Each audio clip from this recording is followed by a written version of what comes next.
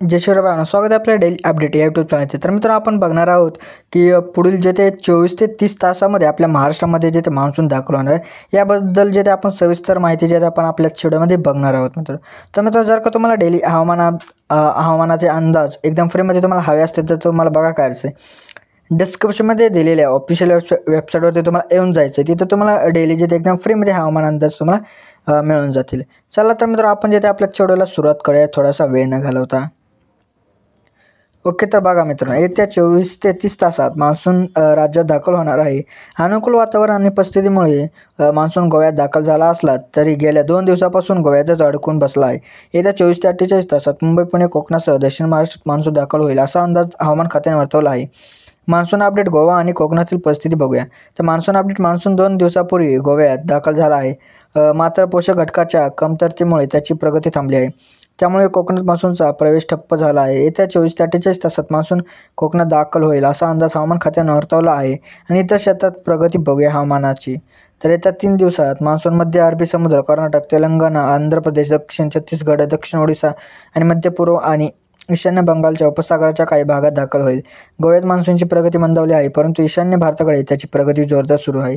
हवामानाची परिस्थिती बघूया आता. बंगालच्या उपसागरात मध्य आणि उत्तर पश्चिम भागांपासून आंध्र प्रदेशाच्या किनारपट्टीवर चक्रीवादळ स्थिती कायम आहे. उत्तर गुजरात आणि कर्नाटकच्या किनारपट्टीवरही ही परिस्थिती कायम आहे. अनुकूल हवामान आणि परिस्थितीमुळे मान्सूनची प्रगती बळकट होत आहे. बघूया आता अवकाळी पावसाचा परिणाम जे ते बघूयात आता. राज्याच्या दुर्गम भागात सोमवारपासून सुरू झालेला अवकाळी पाऊस मंगळवारीही सुरूच होता. वादळवारे, विजांच्या कडकडाटासह आणि मेघगर्जनेसह हा अवकाळी पाऊस जे तर 9 जूनपर्यंत सुरू राहणार आहे. हवामान खात्याने काही जिल्ह्यांमध्ये पिवळा आणि नारंगी अलर्ट जाहीर केला आहे.